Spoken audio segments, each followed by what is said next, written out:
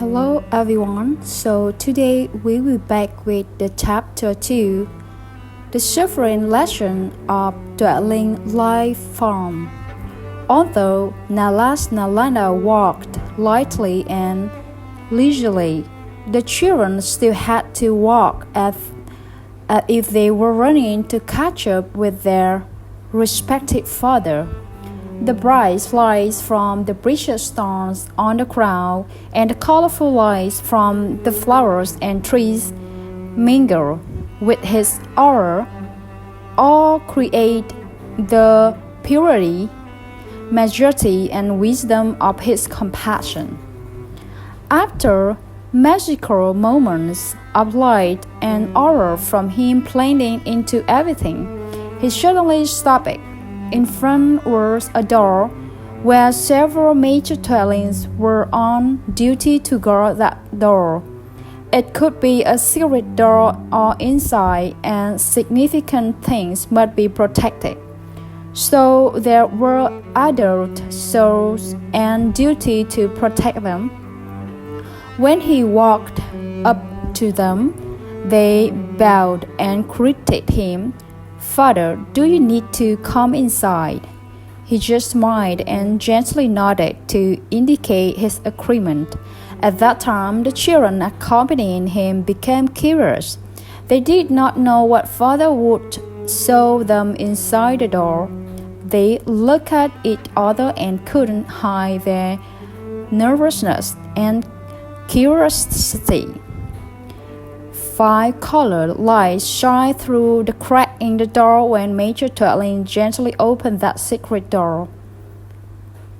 The iridescent light and dazzling white light called the children to momentarily cover their eyes with their hands. When they take their hands away from their eyes, in front of them is an exceptional space. They followed the Nalanda to go deeper inside. The children immediately cheered. "It's so beautiful, Dad. Why haven't we been here before? Why don't you let us play here?" They looked bewildered at the dazzling white light and interwoven iridescent ray radiating from the smoke-black quartz crystal. Though quartz crystals were as small and as large as the body of a major dwelling. Though crystalline rock are everywhere in the vast cave, they are on the ground, on the walls, and the roof of the cave. This is a large and magnificent cave, and it contains red stone. Nalanda stood waiting for the children to approach him after they ran through the cave to observe the miraculous rock crystals. A moment later, when they came to him, he said to them, "You have been in this place, you have lived in this place." The children were surprised and asked, "Dad, you said we used to live in this place, so why don't we know? Can't even remember this place?" "Of course, you cannot remember that, my children. This place is called the place that nurtures and creates dwellings from yin and yang energy, embryo. Children are also raised and born from the black rock crystals. I call this place the quartz crystal cave, and they were created by me right after I created this paradise. Only here is this rare type of quartz. In addition, each planet in the universe also had one inside its core," he replied. Then he meditated and looked at those magical stones. The children were looking forward to his lecture but did not want to distract his attention from those precious crystals. Because of that, no one spoke out loud. Everyone looked at the rock crystals as if they had some magical attraction. After observing the rock crystals, he sat down on the ground in the middle of the space of the cave. The children seemed to know he was about to lecture them, so they immediately sat down around him. Then he said, "Children, today I will teach you two important lessons, which is why dwellings will have to incarnate in human bodies in the human world to practice. 1. The first lesson, I will tell you about how you were born. 2. How you were born. Hey children, look at the quartz crystals. Inside there are embryos of yin and yang energy. Each embryo has the smallest positive energy particle linked to the smallest negative energy particle. Each yin and yang energy embryo will be placed in that rare quartz stone crystal. The energy of each stone will nourish and protect the yin and yang energy embryos after they are placed. This means the yin and yang embryos are nurtured in the best environment by the beautiful energies in each stone.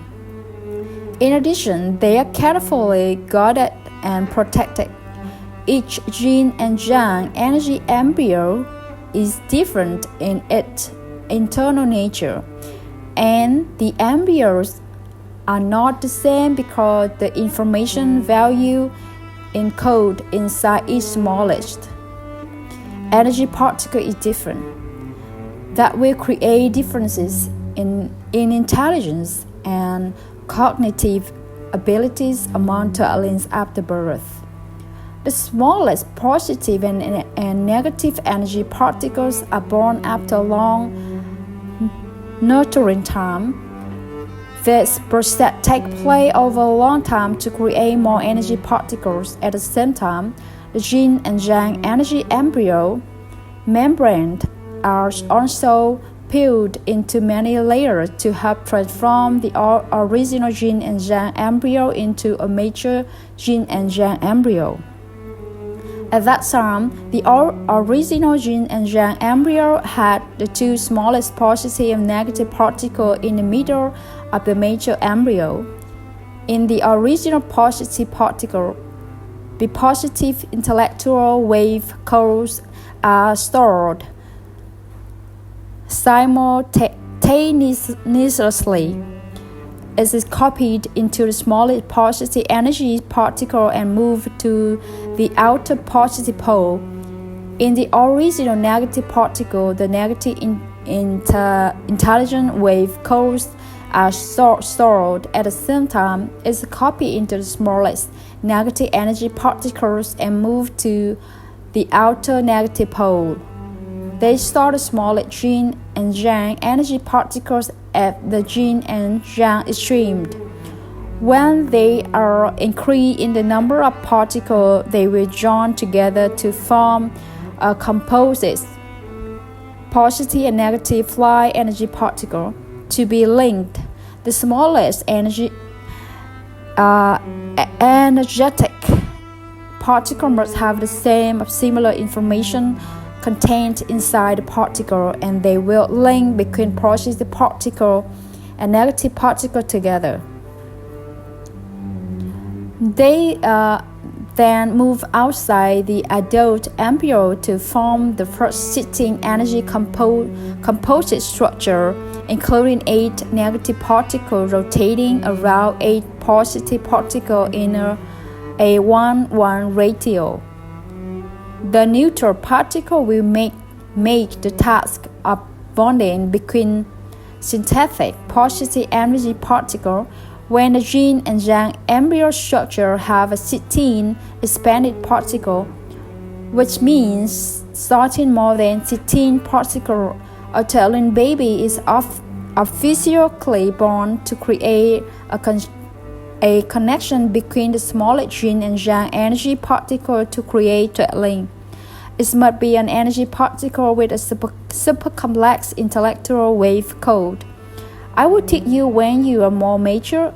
Hey kid, it's not easy to go from an original yin and yang embryo to a mature yin yang embryo and then a baby. Completing this process takes a very long time in the safest environment. This cave is the safest environment created to nurture and give birth to living beings. Children, please cherish your presence and life in this paradise. Hey children, I tell you that there will be an intellectual wave code inside each negative and positive energy particle. A strained up intellectual wave code stores all information about the circumstances in which those energy particles were born, including image, vibration, emotions, ideologies, and action of the generating subject in those particles. The information inside is the secret, the actions, the wisdoms of each dwelling born from the original yin and yang embryo. Therefore, each dwelling cannot know its nature, its inner secret. Even when we have not created a living environment on earth and brought dwelling to incarnate as human to practice, I still do not fully understand the nature of dwellings. However, up to now, I have been a fully enlightened being and have had the best path to save dwelling and this universe to become sustainable. And 3. The second lesson I teach you is about destructive energy particles. If you want to understand this type of particle, you need to practice in the human world. You must experience suffering and become more mature. Then I will explain them thoroughly for you to understand. Children, I call it destructive energies because they will disintegrate you, other dwelling, and the entire universe. After being decomposed by them, you will no longer have a life, other dwellings will no longer have a life, and the universe will no longer have a life. They are truly deadly to the universe and dwelling life form. When the destructive energy moves to and disintegrate to the dwellings and all things in the universe, the dwellings will then feel pain and suffering because the destruction is taking place. You will feel helpless because controlling or destroying that energy is impossible.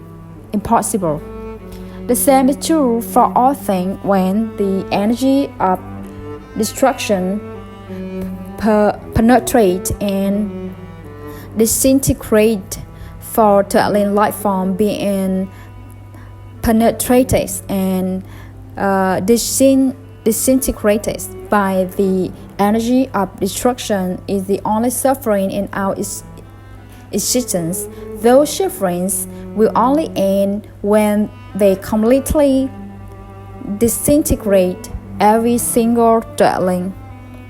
Why the destruction energy attack dwelling and other forms of matter in the universe? That's because the energy of destruction does not have a connection mechanism like Earth and the universe, so they exist in the independence of its ultimate single particle. When they move, the heat in them is generated quickly and overloaded. They face the risk of being detonated by too rapid heat generation. Therefore, they need to find physical structures of dwellings in the universe to remove excess heat from them. This excess heat causes the structure of dwelling and the universe to disintegrate, thus destroying energy that disintegrate the universe and dwelling is also a way for them to save themselves. You must be aware of this destructive energy that shaped like the smallest and energetic particle in the universe and brown in colors. They were born before the universe and exist outside of our universe. In particular, they are present throughout the universe like storm of destructive energy. You have to stay away from those places because once you're moving, you will be decomposed immediately. Children, the energy of destruction is also a source of heat to help energy particles in the universe be separated and linked together, allowing the universe and dwelling life form to be developed sustainably. However, we must understand and know how to control them. When you can control them, that is the moment when you have grown up, you have become immortal, because you can attract them and convert them into heat to produce new super energy particles. It is precious for the sustainable development of the universe and its dwelling itself. Hey kids, when I teach you this information, Georgine and Jean embryo will receive and store it. When you're incarnate as a human to breastfeed, that information will be transmitted to the human brain to create the necessary response to the information in the human world that you will have to face. When you understand, you will easily overcome suffering in the human world. This is very important. Keep it in mind. One of the children immediately asked him when he stopped preaching, "Father, so we have only one suffering, with it being disintegrated by the energy of destruction. Is there a time when the destructive energy disintegrates you?" He immediately smiled and gently replied, "They cannot disintegrate me because I am already a fully enlightened being. I can take them and transform them into super energies. I can even move into their habitat, and they never decay me." One of them continued to add, "Father, so we must understand ourselves first, then we can learn how to control the energy of destruction, right, Father?" That's correct. To understand yourself, you must live in an environment opposite to this wonderful environment in paradise, the living environments of human of earth. That environment is nothing but suffering. Only suffering can help you understand all the secret within yourself. Only then can you learn to control and transform the destructive energy. Then he said, "So you understand why incarnating as a human to breastfeed in the human world is the mission of every dwelling. That is the mission to liberate the suffering of you, dwelling like form and the whole universe." After the children listened, they seemed immersed in contemplation because the information they had just learned were vast. The thoughtful expression on the children made him speak to encourage them. "You men relax with game. Another day I will teach you our lesson." Then he and his children came out of the cave that nurtured and produced dwellings. The children followed him with gentle step and thoughtful face. Thanks for listening to me, and see you in the next video for next chapter.